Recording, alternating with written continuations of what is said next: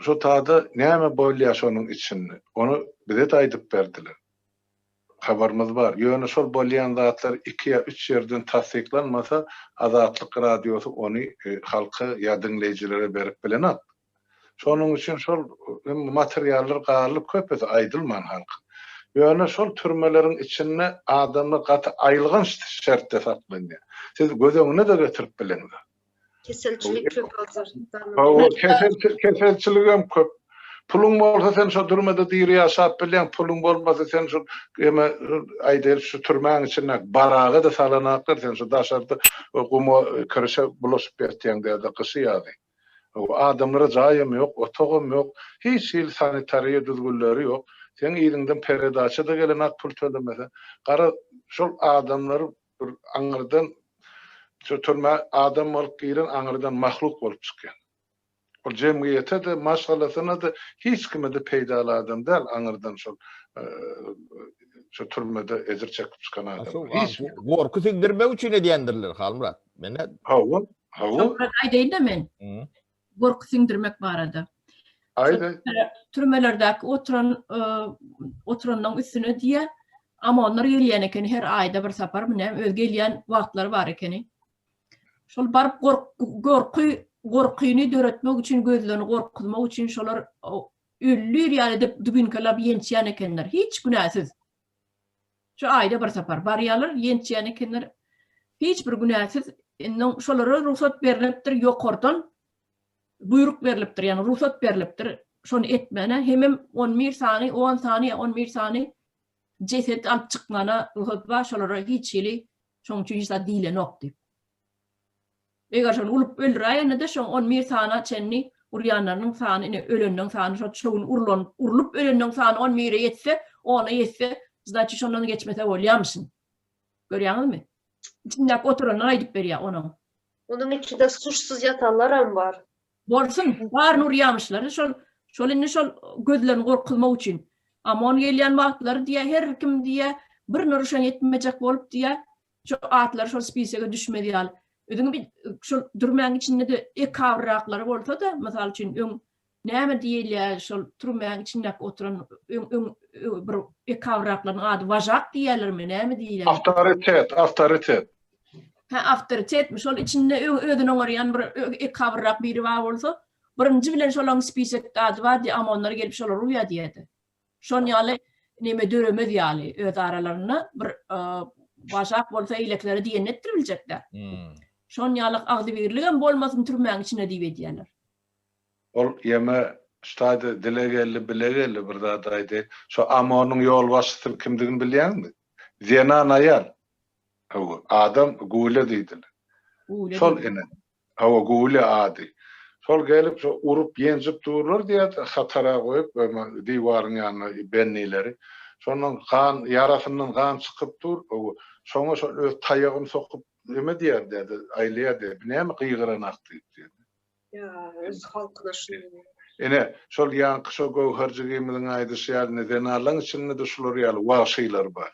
O bar da ikinji watançylyk urşuny Hitler'in komandasyna wagşy denarlar. Olur ýalsam bar. Bir cemiyet her birisi var. Yani şon için diýjek bolýan adam, yani bizim Türkmenistanymyzda şu amonyň başlygy Gule diýip aýa, şoň adyny esteninin bütün türme titrep durdy ýa da gelip ol ýa Lewatdaky türmelerimi, Mardaky türmelerini usmeriýadeden komandan başlygy şol amonyň. Halmurat ağa ýadyňda düşen bir wagtlar näme bardy? Gurban bibi diýip näme? Atajanowa. Häzir daha şowda otuýar. Ana. So ayal nätti bütün Türkmenistanyň içiniň felaketi boldu. O gaty erwede ýaldy. Adamlaryň biri bir zat ýalňyş eden bolsa şoň maşgalasyna azar bermeli. Şoň onusyna nazar bermeli. Bu nähile gyrdy şu halky. Ana şo da ayal da. Indi bu taýda näme derler? Gowherten ayallarň düşmanım diýip. Ýok men o däl.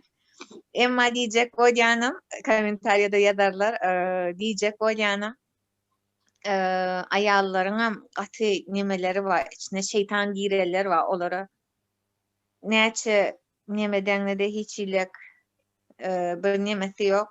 Emma olary diýmek däldir. O türmede kıp öldürmeli, olary zulm etmeli, o däldir.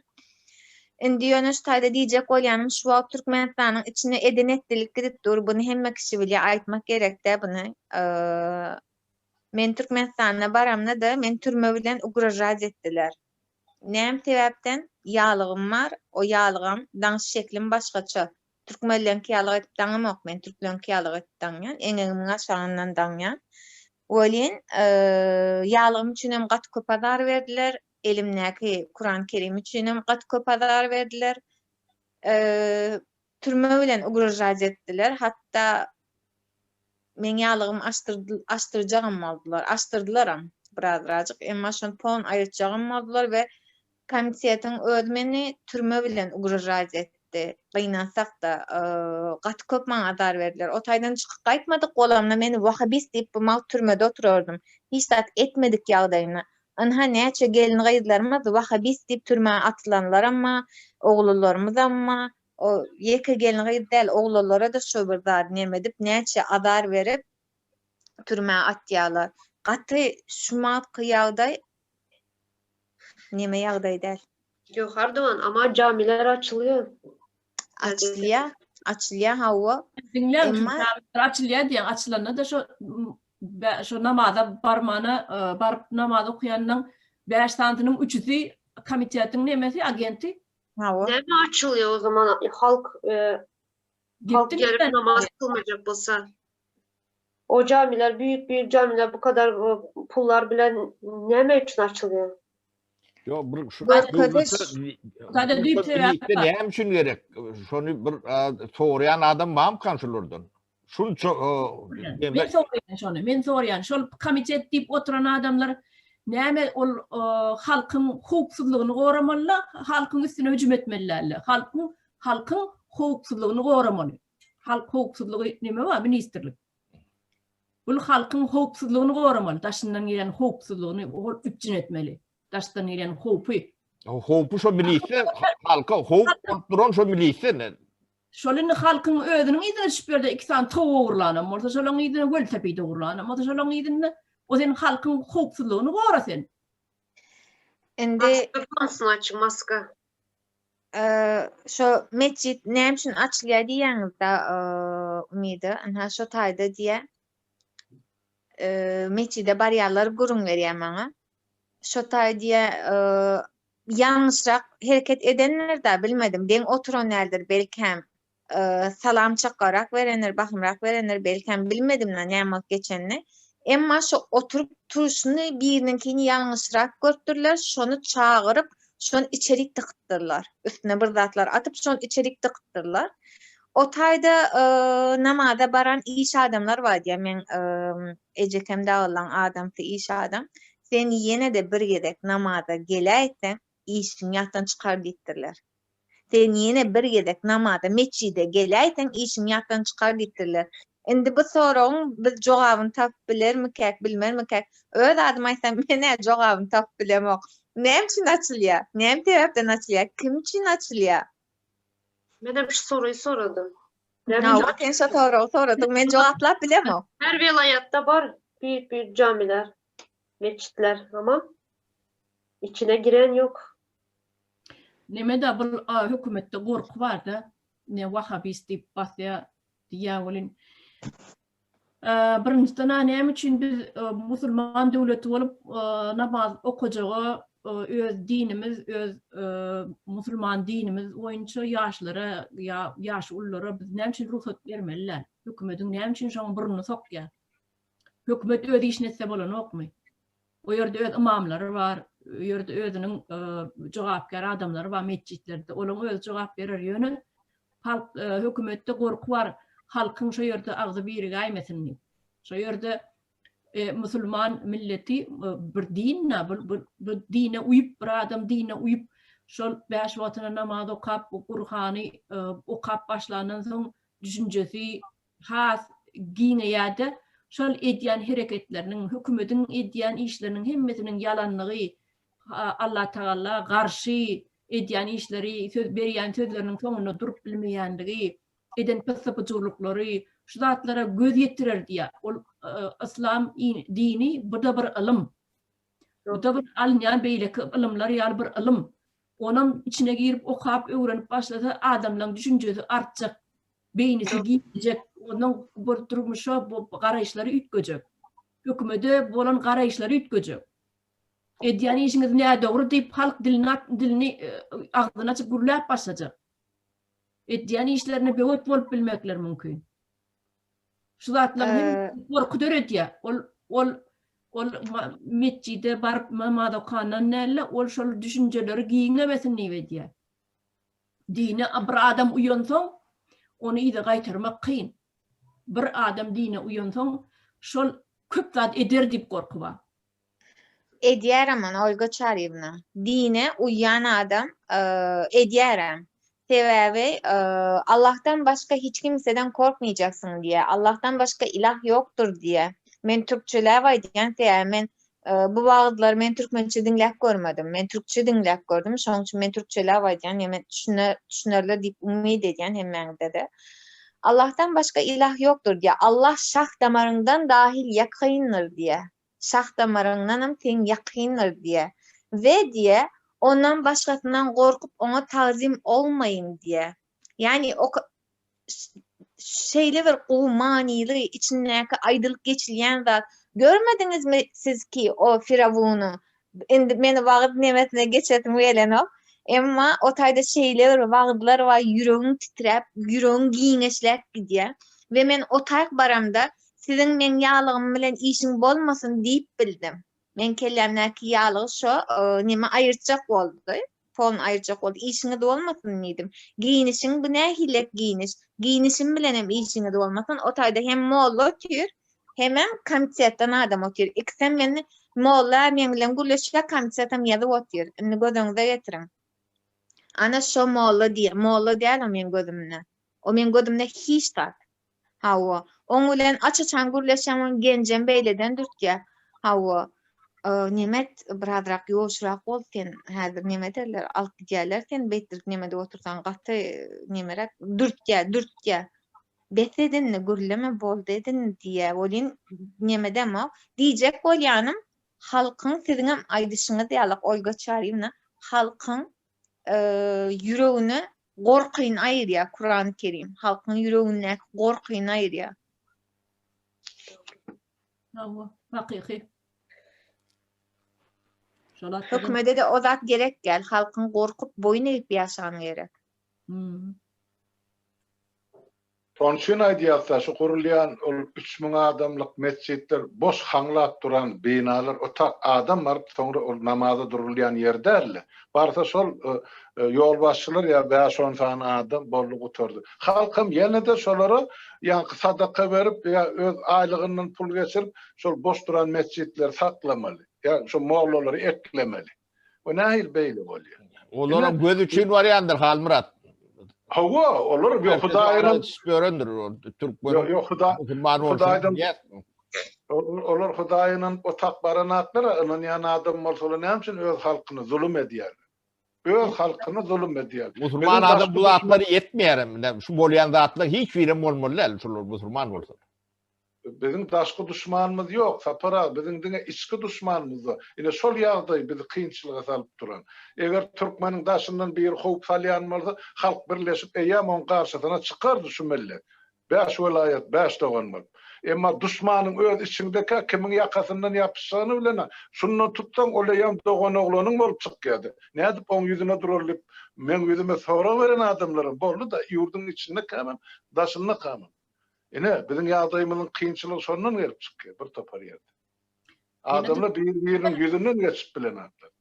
Ýoksa mana göperjigimiz aýdyp otyra. Ine şol din ykdykad edip yktybarly bolamsaň, yüregimden ananamsaň, mollasynyň KGB'siň ýüzüne dik durup aýtdym, ýeliňizi aýryň, men ýalygym bilen ýa ynanjym bilen işiňiz bolmasyn. Emma şolar ýal adamlaryň köp ölmeginiň öňüni almak üçin gurun bolýan oýun ol. Gyýdy oglan ol tapawdy ýok. Ýöne şol hana ýüllerçe bizim bilmeýän müňlerçe ýigitlerimiz gyýlamy türmelerde şol dini ynanjy üçin otýlar. Kurban olam hacımız hanna barıp o mescidin ortasına oturuyor kavıyor samalyodu menen yalbur. Vahey. Ay böyle benim dilim başladı atlar olmayın. İşte durayım. Halkı var o şol biynisi ösmesin, giyinemesin, göziyetimi giyinemesin. Yüreği giyine ya da yüreklerinin giyinememezlerini misleyeler Olga Çarina. Şol sebäpli adamlaryň haýsy tarapdan, din tarapdan bolsun, beýrek bolsun, bilimi ösmesin diýip edilýär.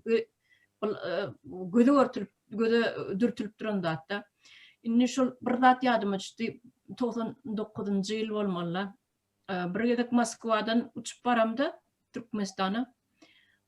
Bir şu Türkmenistan'a çıkmayan gazetler, ortaya çıkan gazetler vardı. Komsomolska Pravda diye, yine diye, başka da kendi. Gazete alıştırdım.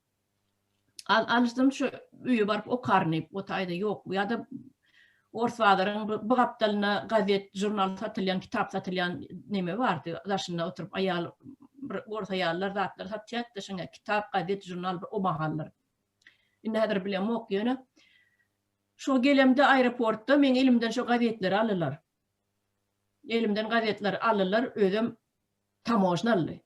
Benim näme üçin alýaňy diýsem, bu zatlar bolanok Türkmenistanda diýär. Şu gazet, jurnallar Türkmenistanda bolanok, sen bu satmagy getirensiň diýär maňa.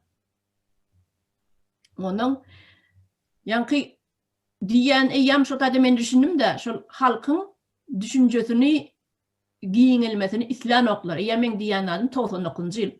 Şo bahalarym şey diýdiler. Adamlaryň düşünjesi giyinilmesin, gazet, jurnal okumasın. O internetem yok o mahallar bardy, idaralarda bardy. Halkyň eline ýokdy 99-njy ýyllar.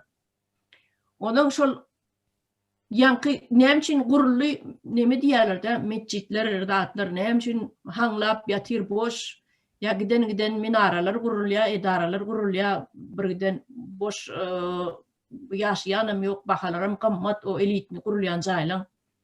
Niştaýda men özümçe jogap bereýin. Indi ýene bir tapar aýdyn, men ekonomistem däl, men guruluşçym däl, öz düşünjäm aýdýanna orta oklaýan. Şu ýerde indi bu zatlar näme üçin gurulýar? Özlere milyon dollar berilýär şol guruluşlary. Bu ýerde guruluşyk ministri esasy şu ýerde rol oýnaýan, araç bolup durýan sebäbi gol çekmelem şol. O daşlarydyn öneme firmalary bar, guruluşçy firmalary büyük diýä beýleki Türkmen var, näme ady bir näme Polymex var, ýene de näme var, o başlyklarym bardy, ol Türkmen berip ýördi Ahmet Çalyk. Ha, şoňa ady ýadmyşmyn. Olar Türkmen guruluşyk ministrler bilen işleşmeliler, olar gol çekmeli kenne. Olar prezidente var, gol çektirmeli mi, gara ruhsatname almaly şeýle. Indi bu aýdýa näme diýär? Lança procentini niýe? Kolumekse mysal üçin. Guruluşyk ministri. Kolumekse diýär, şu plança diýär, summaň diýär, kakoýty procentini niýe maňa geçirseň men niýe ruhsat berýän niýe? Bula meni 5 madanyň galmaly bolýar diýär. Bolýar diýär, inni ýanky berilen prosenti bar. Şu berilen 50% mi, 30% mi şol ministriň alan pul meselem. Indi şu ýerde guruluşyk edilen jaýlaň owalky başdaky gurulan elitkalar gowy diýip aýtdylar. Bu halkyň gurrumy.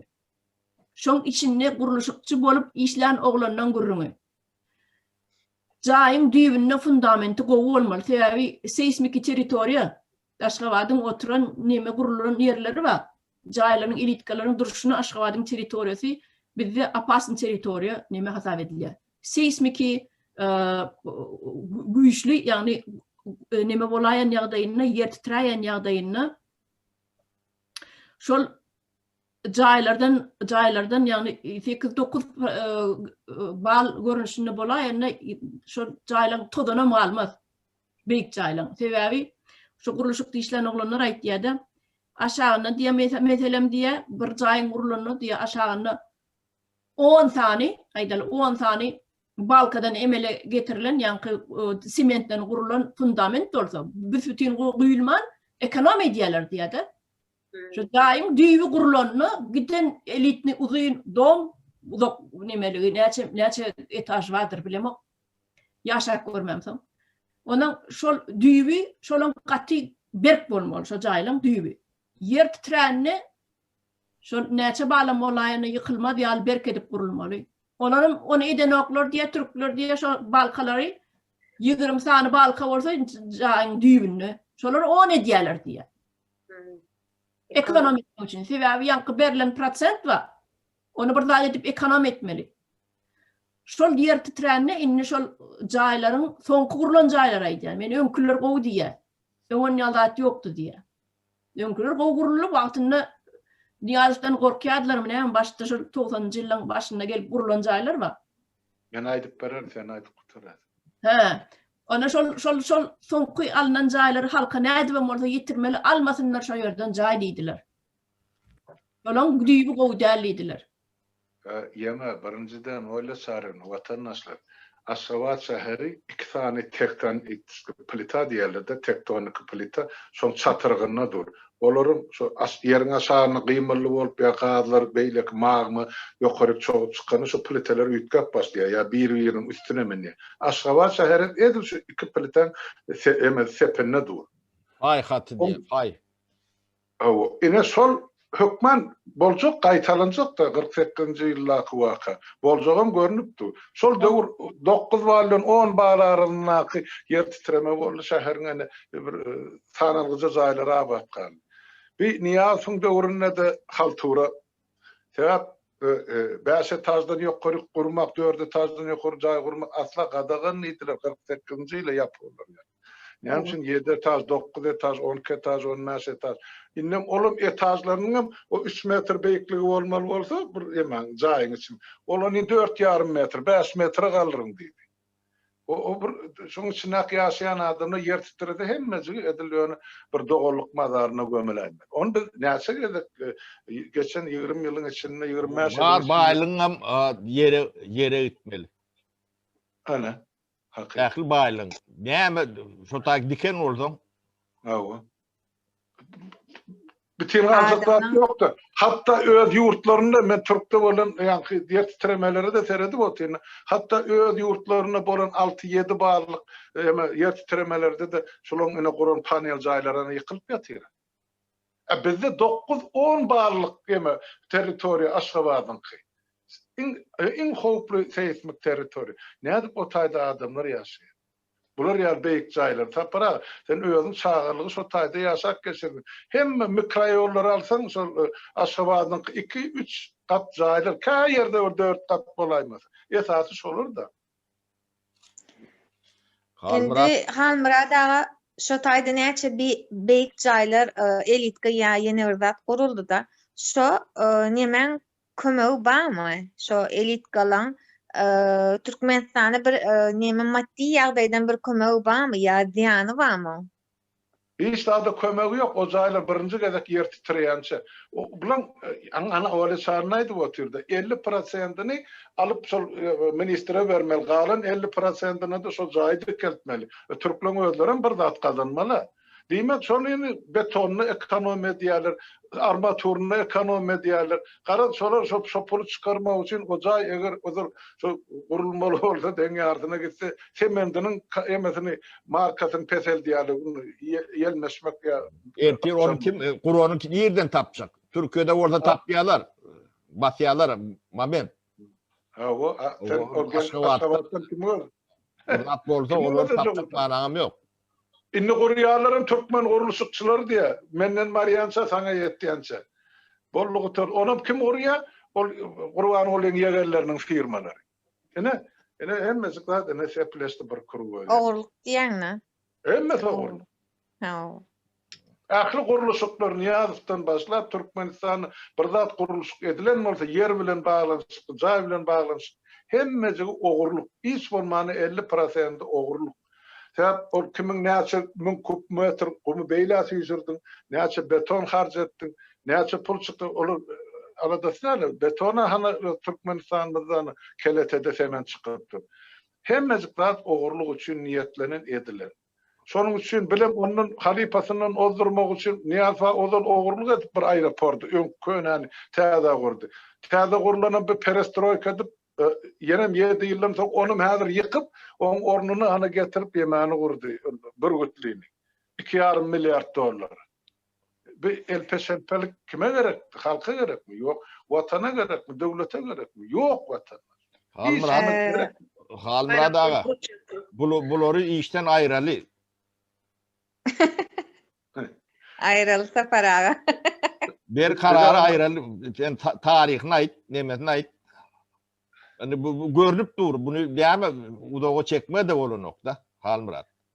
Onu düýün aýyrjakdyk eger halk taýýar bolsa. Gynansaram halkymyz Beýle howluk many öňümizde bir gün berläni neme dellänin neme ýa-ni öýde ardatyny berip aýyrsyn. Ardatyna penal. İşten çıkarmak var aday diýňiz tapara. Adam ýalyk çyksyn, ondan soň çäretini görür. Halmurad ağa, şu berde aeroport hakkında konu açtınız da şu aeroport bu kadar parayla kuruldu ama içi boş. Hiçbiri işleyenem yok hazır. Ne kadar adamların biletleri yandı. Tuğçe de o. Mesela Asya tarafı, küçük Asyalar, Özbekistan, Kazakistan her yerin yolu açık. Berden giden arkadaşlarımız var. Özbekistan'dan mesela gidip çağlarını görüp yine izleyişine dönüp gelenler var ama bizim Türkmenistan'ın yolu hala yapık. Ve berden talap ediyorum bu Türkmenistan prezidentine yollar açsın, bizlerim çağlarımızı görmeye gitmek istiyoruz.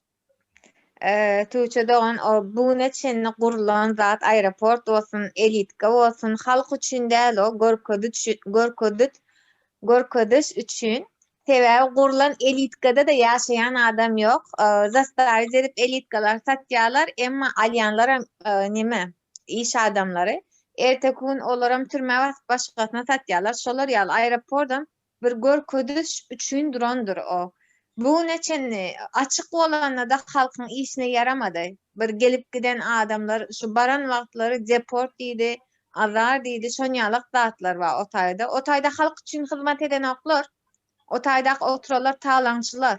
Onun için olara näme diýip paýs desňem bir nemesi ýok. Hardoğan, şimdi o onların probleması. Biz halk, berdeki halk ona karışmaz. Berdeki halk memlekette Türkmenistan'a gitmek istiyor. Anneler çağlarını görmek istiyor. Biz gitmek istiyoruz o Türkmenistan'a, halkım, devletimize.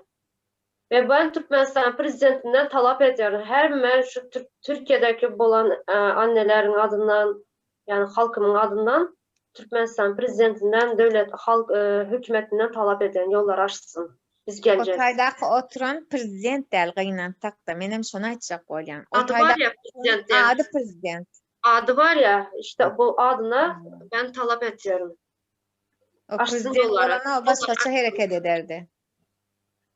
Yeme berde Tuğçe Doğan'ın aýdýan gepiriň jany bar. Eger halk bol Türkiýede ýaşaýarlar bir hemmesi bir bilelikde talep etseler bizini ýurda dolanyp barjak ýollar aç diýse.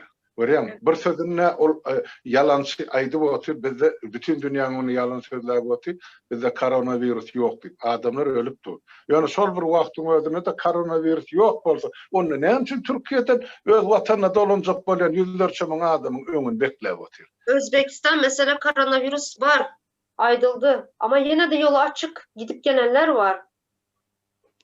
Şonu köpçüligin gitmek üçin gerek adamlar özü gatnadyp otur, aňrygyn bäri biznes işlerine amal edip oturlar. Ýöne halk üçin şol ýollar ýap. Şol ýolları açmak üçin halkyň özüniň hereket etmegi gerek. Ya şu ugurdan bir adamlaryň bir az aýaga alyp öz hakyny talep etmegi gerek. Näme üçin ýollar açylanak halka? Näme üçin Yollar yapıklığının sebebi içerideki çıkanlar korona ahrim. İçeride korona kaynap dubumal. Eğer de yollar açılan ýagdaýynda o geleler karantina alınmalı ahrim. Türkiye'de gönü neme diýerler? Test. Bolin korona Türkmenistan'da badygy %100 belli boljak. Şu öz edýän haramlyklaryny yapmak üçin hem ýolu ýapýar. Doğru. Doğru. Öte doğru. Ondan şu Türkmenistan'ın bolya indi daşar yurtda yaptın. Indi bar bolya bana bir bahana nemedel. Ha diyeli. Ha o daşar yurtda korona var iken Türkmenistan'da korona yok. Şu sebeplem yapyan. Emma nem üçün Mardan Aşgabat'a gitmek qadagan, Çerjewden Mara gitmek, Daşuwdan Tagtadan Daşuwda gitmek qadagan. Näme sebäpden olary yapyan, olara ban bir düşündürşün. Korona yok bolsa näme üçin adamlar arkan yurdun içine gedip bilen o? Näme sebäpden entem karantinada? Biznes Neresi? Erdoğan, biznes. O da bir biznes. Deme şu Evet, prezidenti ayrılın doğunlar haýşe edelim her neme çıkışımızda şu gitsin ayrılsın. Ama talap etmeli, talap etmeli. O talep edelim. Kızı talap etmeli. Başka hiçbir Ya o gitsin direkt. Açık gitsin, isla arzasını versin. Ne hile diyen olsa işi başaran o. Ola birinci demet. İn ulu nemeti. Bu işler bilen bu adamın nemeti yok. Kompetenteden beten yok. O cevapgerçiliğim yok. Halkı ulu betbaçılığı alıp var ya. Tapara o taydan ayrılsa on oynamağa da adı kalmaya. Sebäbi o tayda prezident Biz onu seyretmek, gönkör oynamasın. Onun işi. Biz onun oyuncak tap verir sonra. Bu işinden ayrılmalı. Bu işi başaran o. Ne hilek görülün ayırır, onu tapağı diyor. onu halk ayırıp bilýär. Halk talep ediyor, bu da ayrılmalı. işte Göhar Doğan Rahatlık görülün. Ne koronavirüs vakan. Koronavirüs diýen ol bir medisina obrazowaniýaty bilimi bar adam. Bilimi bar adam, medisina bilimi bar adam näme üçindir bir adajyk internetde girip, ona internetde ostup bar ahire. Näme üçin girip okap gören okka şu koronavirüsün näme digi hakyny, nädip adamlara ýokuşanlygy barady. Näme üçin şonu öwrenip gelen okka. Ol balık tutmanara meydana çıkya. Daşta orana hiç kim yok. İt de yok, kuş da yok, pişik de yok. Hiç satı yok. Ağda uğruna maskalı. Balık Benim- Korona da yok. O da maskalı. Dur benim şuna aytjak bolýan. Öde balık tutya bir ozerada. O daşta orana hiç kim yok. Bärakda durup bir kamera çıvardır bolsa şol tuğra alıp duran. O kimden sen gorant dursun o tayda bütün meydan it kuş yok, hiç sat yok. Ne dip sana korona yoksun. Korona haçan yok ya. Ne edip yok ya. Sen onu bir doktor hökmünde öwrenirsin şu zatları bilmeýänem bolsa. Şu bar täze dören virusam bolsa şonuň ödüniň nemeleri bar ya. Adamlar üstüne işläp ýörer, internetlere goýýarlar. Ya gadet Ha şu taydan o kaymanlar ha o şu taydan son kelletiniň nähile petdigini görse bolýar da. Siziň hem aýdyşyňyz diýala. Hiç zat yok, bomboşluk, emma maska var. Emma hemme halkı üýşüren el çartyp durýar. Düýnüňlükde de bunu görse bolýar habarlarda. Maska yok ýüzünde. Ha görýäňizmi? Balyk tutmaga çykanda maska takýar. Emma adamlar bilen üýşüp bir ýere gelende de maskasy yok. Taýdan bilse bolýar. Ne derecede mi? Ha o. bunlar Türkmenistan'ı resmen sirka ördüler. Ödem kalan çok sirkin içinde. Ama içinde kalan adamlara hayvanlar oluyor ya, böyle öğretiyorlar ya, onun gibi görüyorlar şu anda, hayvan gibi görüyorlar insanları. Sebäbi ödü hayvan. durun tak. Men bir tane diýin. Şu bir näçe gün öň şu Türk kanalyny köpege heykelaşdy diýip bir programma gurun berýär da näme jurnalist şu diktor gurun berýär. Ondan şu Türkmenistan barada görkede heykeliniň açylyşyny şu Alabaýyň heykeliniň açylyşyny görkede şol gepleşigi 1 saat 10 minut dowam etdi. 1 saat 10 minut 8 minut dowam etdi ýatmynça 1 saatdan kän boldy. Ondan men şonu ýazdyrdım 58-nji minutunda Türkmenistan barada aýdyp başlaýardy.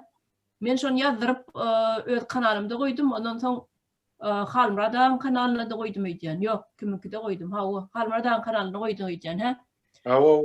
Şo ýerde soň şol kanalyň özüniň öz kanalynyň linkini goýduk da, hakyky kanal, Türk kanalynyň linkini goýduk da 58-nji minutuna barıňda diňläňde, like goýuň diýip, soň ýene de bir çykyş edende şol halk barıptır da like koyup başlaptır. 3 dönem geç gidiptir da like koyulanı.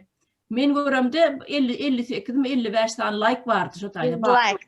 Biz like koydular. Yok like koydular. Sebep Like olana beğenmek bolýar, dislike olana da barmak aşağı bolýar. Göwür.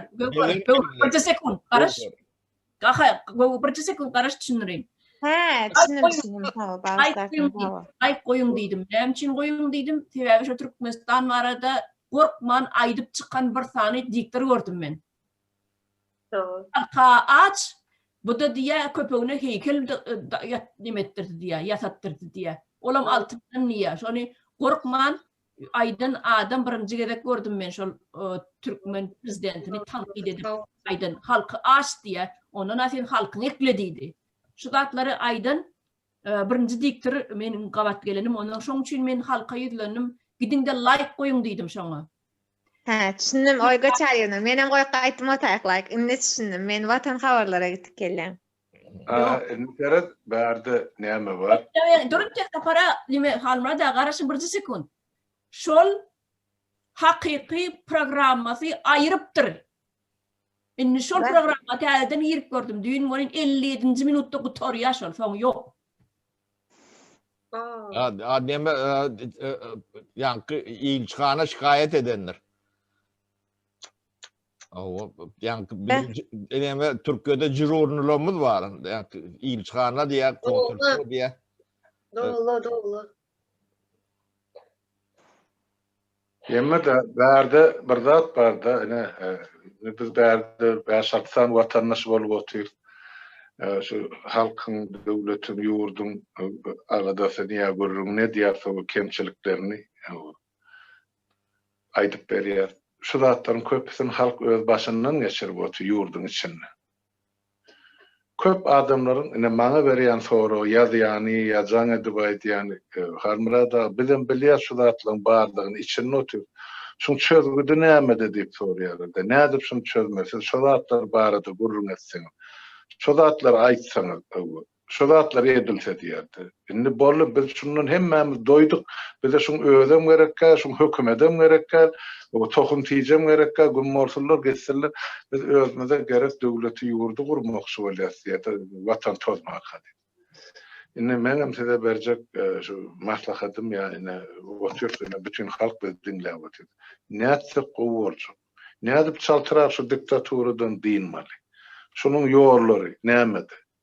Men bir bilýän zatym, öz bilýän zatym halkyň agly jemlenmese, 5 welaýetden aýaga galmasa ýurdun içinde.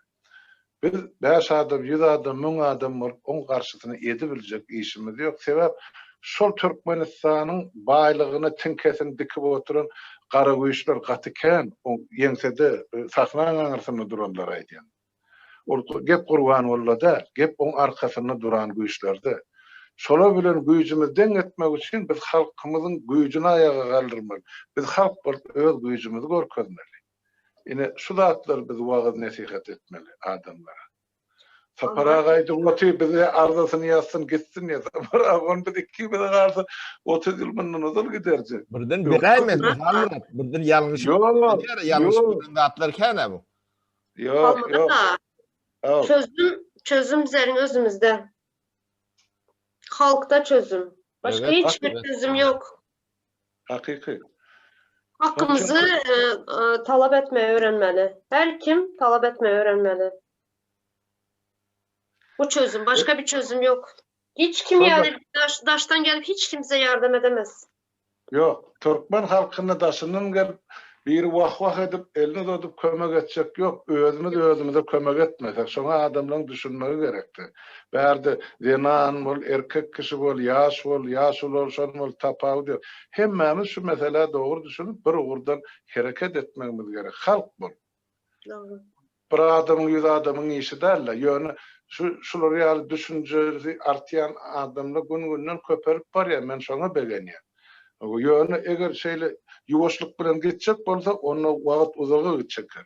Yok, şunu çaltıra diktatura bilen belletini etjek bolsak, onu halk yerli yerden ayağa kalıp başlaması mümkün. Öz hakkı koru yurdun içine de talep etmeli. Yurdun daşını akılarım. Ne için yurdun içine gidip bilemizak? Ne için pasportlarımız çalışıp bilemizak? Ne için biz vatanı yedimizak, ağrıların yanına bar bilemizak?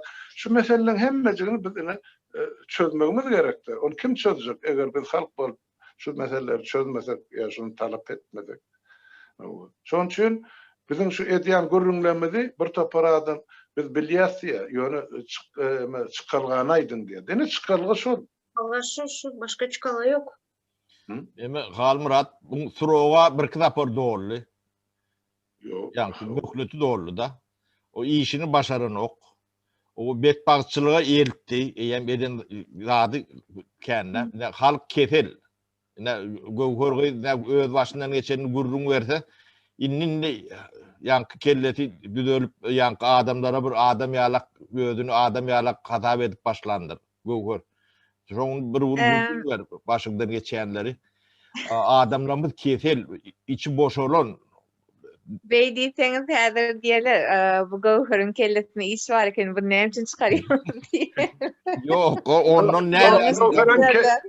Bağışla, Gowher'in kellesine gelen iş bütün halkımızın kellesine geldi. Akıl masgala da var. Ne için oluyor? Yok, hemmemiz bir çukurda duran adam. Bir santimetre yukarı, bir santimetre aşağıda duranlar, orada beyik yapeslikte durduğunda. Yok, bu adamlar korkudu, Halmurat. Korkuy adamini neme kulplap taşlıyor da. O pikir etme, yaşap bilen o. O derdine maydık bilen o. Çözümlem demedik bilen o. O bir neme oluyor da. Onu psikologlar nemedip açmasa, nemetmese bu cemiyetimi şonuna alak bilen. Safar ağa. 93-94 yıllarında Çağay 12-13 yaşlarımızda halı şundan hiçbir çağalımız yaşamadık. Magazinlerin oçurunda, nanın oçurunda, unun oçurunda her gün okuldan gelip oçura gidip magazine durup oçurdan nan alıp yedik. Ne çağalımız yaşadık, ne yetkincek yaşımız yaşadık, ne sonra yani durmuşa çıkan son çağalarımızı büyütüp doğru düzgün yaşap bildik. Yani hiçbir doğru bir hayat yaşap bilmedik Türkmenistan'da. O doğrulukta doğru ne alak? Yerinden tutan her yeri yara. Devletin her yeri yara. Yani tutulacak yeri kalmadı artık. Bir sadece Gowhar'ın başından geçmedi. Her kimin başından geçti Türkmenistan'da. Evet, doğru. Ştaýda maňa söz berildi bolýan, men söz hakalaýyn ondan. Bolýa. Şular ýalyk diýjek bolýar Safar ağa. Biz aramyzda geçen kämahal bir jaňlaşyk gürleşýär bolýan ondan içindekiler dökýän ýeri gelýär bolýan. Şonda men nidim psikolog idýän idim. Hawa men psikolog idýän, psikolog diýmek däldir, sen dälisin, men dälhanada ýatamak hiçile, emma psikolog idýän. Sebäbi men travma yaşadım. O travmany hemmemiz ýaşandyk. Diýeke menne tuğçaňa maýdyk geçişi ýalak. Men çağılygym ýaşamadım diýe. Emma üstüne durup geçenok. Çağılık diýmek eke çöre o çöre durmak diýmekmi? Doğru. Tamam. Çağılık diýmek tuğça eke çöre o çöre durmak diýmekmi? Ýoksa garnaşlaň itmeli, agzyňa urmagy, mogolyumlaňdan saňa berilen psikologik travmalar. Sana häzir men bir zat diýsem, men aýdanym etdirip bilýändirin. Anha şu diýmek psikologik travma diýmekdir. Ve sen bundan diýinjek bolsaň, sen psikologa gidýänsiň, bu sen däli diýdigiň däldir. Emma psikologa gidip, psikolog sen diňleýär ve sen öz sesini eşitdiňi isleýär. Sen nämeden nägile? Men psikologa gidemne, maňa sen bu neçeni öz isleýän ýolunda ýörep bilmäsiň diýdi. Ve ağlaşıpsın diýdi, ýitirim bolupsyň diýdi. Sen näl diýdi. Sen diýdi başgalar kontrolleri edýär diýdi. Ve şo sebäplen sen men islen dadym aýdyp sen islen ýerime etip biler diýdi. Yalanmy Tuğçe? Doğru. Doğru, haklısın. Hawa. Endi ştaýda men halk şu anda diktaturanın, yani bizlerim diktaturanın içinde büyüdük. Onun Bizim için iň uly diktaturamy biziň maşgalamyz, biziň enatamyz. Men ýalyk baradaydyk geçipdim. Ýalygym açdyrdylar diýip, men ýalygym aýyrtmadylar. Emma men garnaşlarym maňa gelmediýärler.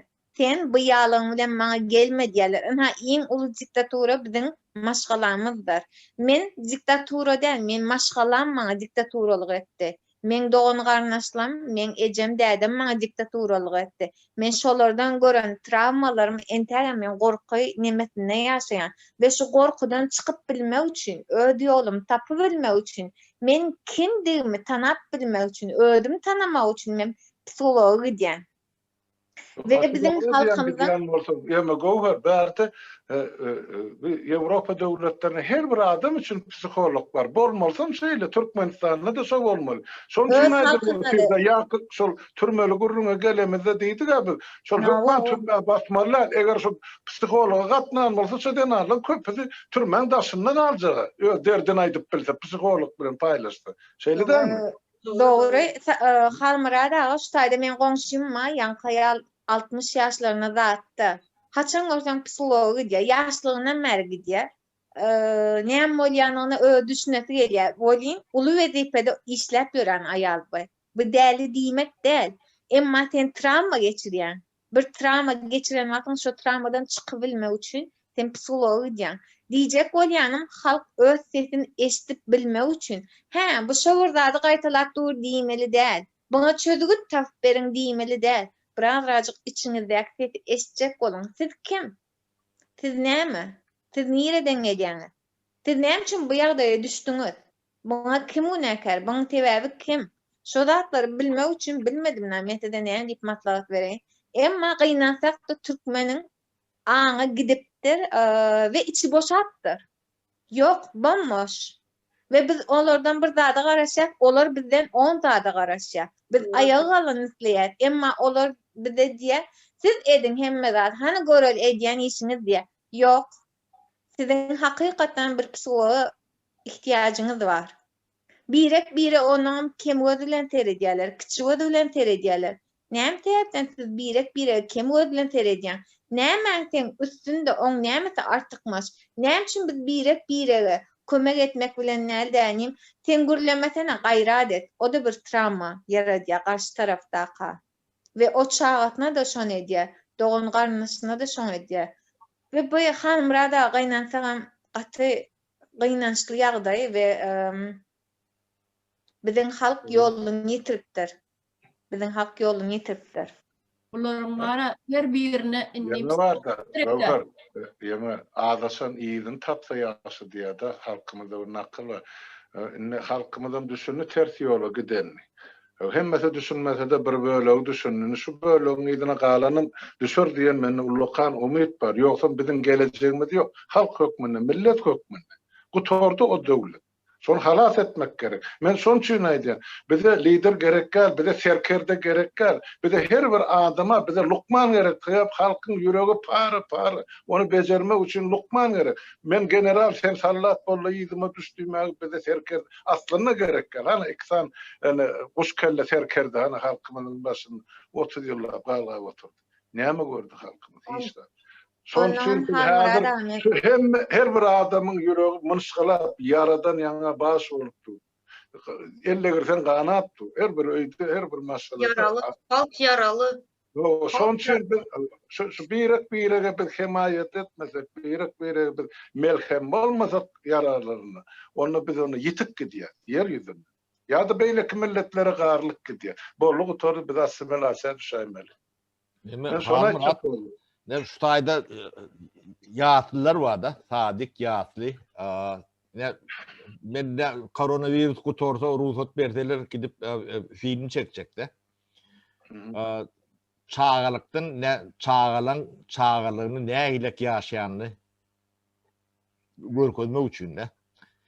Onun Şwedsan her nemesinde çağalyň içinde de şu sadikda 3-4 tanakça neme bir tanak molum vardır, hospitatil vardır, psikolog vardır. Her klasa girýändir psikologlar. Her klasa hepde de bir kuş tapar Yok ben deme diyendir. Bizde o psikolog diyen zat o kär o dinge değerhanada olmalıdır düşünüyorlar da. Bizim Yok, psikolog da değerhanada psikiyatr oluyor. Şu psikolog bilen psikiyatrın tapawdy men akbydan halkyny. Şu psiholoji bolsa ya diýme. Adam huşuny ýitiripdir diýen ýa düşünje bar da halk. Aýdyber tapara. Berde bir odatları yen görülen nokta hem kişi yani stres geçiren yem büyütüye bizim cemiyetimizi şular yalayıp kurmamız gerek. Şeydi kurmasak biz nesilimizi yetiştirip bilmeyiz. Bizden rahat yetişmeyiz. Ne bir ayrılan saat vardı. Gövher bilen düğün buna vurun verdik de. Bir vurun veriyse yankı bilimsiz, soğutsuz ödüm alkaş. Gözümü getirip bileğim alkaş olması beri yani. Hep dedi 3-4 sapar iç ara geçiyen. Ödüm cahil. Ne bizim yaşlamda mı şunlarla? Yani akıl huşu yettiyen ara geçip gördü. O da problemi oluyor. Yani akıl yok. Nemeden de o tayda yiyem. Yani çüyçöler kellelerinde dövülmeli. Ya yeni başka vurdatlar olmalı. Cemiyetimiz bizim berbat. Yani katı demediktir. Bundan keyif edip demediyen adamların ben akılını dağdığını düşünüyorum oklar. Şolun akıllı yani psikolog yani psikiyatri yani yok orlu öğretmeli.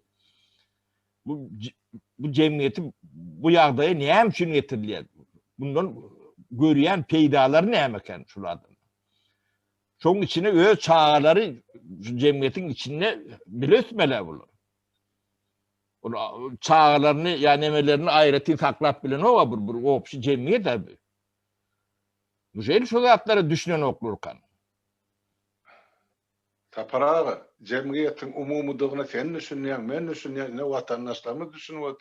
Sonra şol hakimet başına akılla düşünen aktı. Olur halk bilen aksın, karasın koynuyorlar, düşünüyor musun? Şu halkın hasabını bağladık, inni halkı dine basıp saklamalı ayak astımızda değil. Nemeden başladı ana niyaz? Karamayak deyip başladı ilkinci çıkışlarını. Öz yalden halkını, öz milletine karamayak diyen deyyutnen için oturmalı, bir sağda oturmalı. Ne? Hakkı yok o kürsüde oturma. Yine düşen günümüz so taydan başlanıyor. Yöne sonu şu neçeli çokunup veren adamlar var. Sapar Murat, Türkmen Mas, atağımız, nememiz. Sen enin atağına ata deydin mi? O yetimse ata diyer yani. Ben düşünüp bileme halkımızın içinde şuraya çürük düşünce var. Var sonra şu neçelinin verirler var. Şimdi kean vuruluyorduk bunu ayırmak hakkı torayalı biz. Oyga çayda da burada çıktı sapara hamrara ikide sözüm kestiniz durdunuz. Öyle çağrını başla söz sizden öyle çağrını. Yok aydara zatken utor bu nerte utorayalar yani utoracak olduğunda bir aydık geçen yankıyarı halmradan diyen adı ol çok niye diye de Sapar Murat niye çok niye diye Sapar Murat'ın dövründe doğulup şu dövrde birazcık çörek tapan adam son bir gelenden çörek tapmanıp duran adam Sapar Murat'ın dövrünü o dövrde deyip hasap ediyor. Onlar yankı olam cahiller başka yurdu görmedik yani başka dövr görmedik dener yalda at yok. Birazcık çörek tapan dövrü bilen şu at çörek tapmayan dövrün denep ikisini denep vaat oğudu diye aytıyor. Ona halmada atvet size şu cevabı.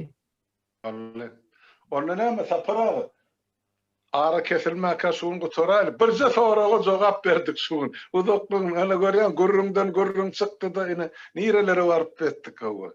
Böyle yani beylek soralar tuttu. Ayır şunu oğlu. Ayır avat kan ayır. Bolmasa da bir vat bol yaşıl oğlu. Böyle onu vaat kadar sapara plan da attım hala. Böyle. Hali. Olya emma Sağ olun, iyileşler. sağ olun. Kıyılar sağ olun, köp sağ olun. Diler sağ oturun sizem, sağ olun vatandaşlar. Ine şu aydılan edilen görünümlerden özüňize gerek netijeni çıkararsanız, bizim ine şol halkyň bir bölejigi, şu siziň biriňiz, üýtgeşik adamda, ya sizden üýtgeşik artykmaz akylymyzam ýok. Ýöne diýjek bolýan zadym şunu hemmemiz bir dogan ýaly bolup ýapyşyp aňyrlygyna gitmek, şu diktaturadan diýilmeň ýollaryny aktarmaly. Oň aktarmaly ýoluna maýtdyk, ine halk bolup gerekede geçmeden başga adam başarmaýar bu işleri. Bu oranı sağ oturun, sağlıkta görüşelim. Onlara şöyle bir zat aytıp geçmek istiyorum. Haydi. Şu videolarımızın altında Kemine'nin numarası var. Bu ayallarımız bizlere katılsın. Kemine'ye arasın, bana Kemine şey yapar Kemine. Benim numaramı bana ulaşsınlar. Benimle konuşsunlar. Bir sürü ayallarımız var benimle konuşan, dertleşen. Arasınlar yani. Onlarım gelsinler, aktivleşsinler, oturmasınlar. Haçan bular eder, kabedem neme dersip var, oturmalar. Bu zatlan hemmesi halk bolup edilýän dat. Görýänsiňiz, Kırgızlar näde ýa üçünçi tapar. Şular ýaly aktiv bolmaly. Bu adamlar bir köçe çykyp ýola çykandan, ol diktatura diýilýän dadyň düýbi gowşakdyr. Öz adam gider. Öz adam aýrylýar. Ol begodyň öňünde durmak üçin gaty neme bolmaly. Yani dolu bir sürü ayallarımız var bana arayan, benimle konuşan, dertleşen. Onun için dedim yani arasılar Kemine benim numaramı şey yapar onlara. Gelsinler, yokman gelsinler. Öyle çağırıyor, bu meseleni ayal gıydılar çözmeli. Erkeklerden bu da atlar başaracak erkek bana göreme oğum. Şunun için gayret edin, yığı nemedeli bir de sizin kızmatınızda. Öyle çağırıyor. Ayal gıydılar edaymese bizim erkeklerimiz bu da atları düzeltecek demesi bana göreme oğum. Seyrediyen eyleme olun. Dinle ayal gıydılar bağırına dejdamı siz. Öyle çağırıyor. Sapara siz bize destek olun. Bolya yani sizin hizmetinizi Ayallar falan alıp çıkar nasip olsa. Yine sapara ahli erkeklerine öz karşıyına koydun. Ertiyden başladın. Yine tayıklap başladın. Ya tüveleme. Yema Türkmen'den zenanı baydak gel elmidam hemme asırda da şeyle olur. Öz erkeklerle den durup atılmanıp sevoş eden zenanlarımız var. O tarihi fakıttır. Bizim gidecek yerimiz yok. Tüveleme. Yöne diyecek kolyan da önküsapar eden görünümüz geçmendir de ben teklif ettim da şu yenalar öz başına kanal açın da özünüz sağlarınızı köperdin de çıkış ediverin. Gerek olsa bizi çağırın. Belli sorular var olsa bir sapara olan gelip hükmen çıkış edeli. Sorularınıza cevap vereli. Sana söyleyeyim birleşelim.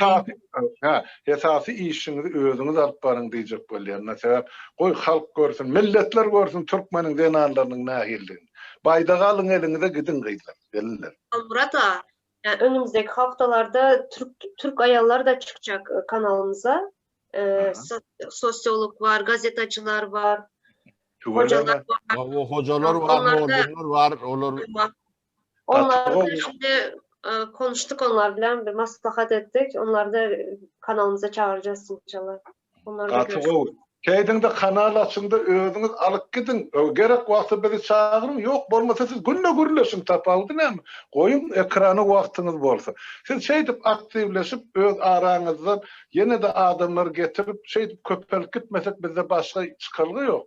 Ben 26 saat sizin hizmetinizde kıydılar. 26 saat var mı Sapara? 2 saat yırtılır. Yırtır yani. Ayallarımız köp, bana arayan ayallar köp ama korkuyorlar. Çıkmaya korkuyorlar. Psikolog gerek yamaydık geçtik ha. Sonra psikolog Siz sorular için, aklı zenalar için psikolog kıydılar. Doğru düşün. Siz soruları hem görürler hem psikolog. Koy sizden görürler alsınlar. Ne için yok? Yine şu psikolog diýilýän adamlar olaryň bir üýtgeşik adam däl. Psikolog adam üýtgeşik adam däl. Adam bilen gürleşmäni oňarýan adam. Şu dogry ýoly salgy berýän adam şolara psikolog bolýarlar. Psikolog bolmak üçin hökman ol psikologiýanyň okuwyny gutarmak hökmen näl. Gersin de şu ayal gyýdylar gorkýan we orada gersin gürleşer. Mesela Olga Çarina, mesela Gökhan Doğan bilen biz köp sık konuşuyoruz telefonda. Bir konuştuğumuzda 2 saat lapta konuştuğumuz oluyor. Doğru. Gatı şeydi birak bilen kısmı Näme gyýdylar, men sizden bir haýyşym bar. Şu erkekler gorkony az däl. Siz olar ýadaklar, näme siz nämeden gorkýaňyz? Erkekler gorkony ýeterlik. Yo biz Ya korkmuyoruz. biz gorkam zokla sapara. Ýurdu düdetjek siz. Mende bir lozung var. Kimseden korkmuyoruz. Mende Ha. dama bir lozung var mende. Hmm. Men gideceğim borsam men dama diýen sözüm var. Menden birinin gorkmaly, menden gorksunlar diýen. Ha. Allah'tan başka kimseden korkmaz. O da gibi adam. İnsan. Dallardan gorkýas. Onda näme şuurlukça tamamlaýyň söhbetdeşligi. Bolýar. Ha, o tamamlayın. Ama benim bir zadaydayım. Bir mundun dalca köpler. Korku var da söz çıktı komentaryalarda yazılıyor. Gökhan sen ne için yüzün taklayan korkuk bolmasam diýil ya. Men siz isleyen dip yüzüm aşak gel. Men hava men batır ya yeni bir zat diýem yüzüm aşak gel. Men isleyen wagtym yüzüm açarım. Isleyen wagtym yüzüm yaparım. Bu men şahsi öz isleýäme galan zat. Hiç kim maňa zastaýz edip ýa-da meni gaza getirip yüzüm açdyrdyp bilmez. Bunam ýatdan çykarman. Ha, öň bolanda yüzüm açdyrdyp bilerdiňiz gaza getirip. Emma endi o döwürde dälindi. Gökhan o döwür geçdi köpden. Hava tapara. Sana aýtjakdym ta olam. Gökhan, şimdi bu komentaryalar hakkında konu açtın da şimdi biri yazmış bana Tuğçe sen Türkçe konuşuyorsun, Türkmence konuşmadın diye. Şimdi Türkmence sizler konuştuğunuz için ben de Türkçe konuşmak zorundayım. Çünkü bizi sadece Türkmenler değil, Türkler de dinliyor. Tabii Şimdi canım. benim bir Türk tanıdığım kadın sen de Türkmen dilinde konuş böyle yorumun o kadın diyor yorumları. Tuğçe sen niye Türkmence konuşmadın diye söylemişler diyor.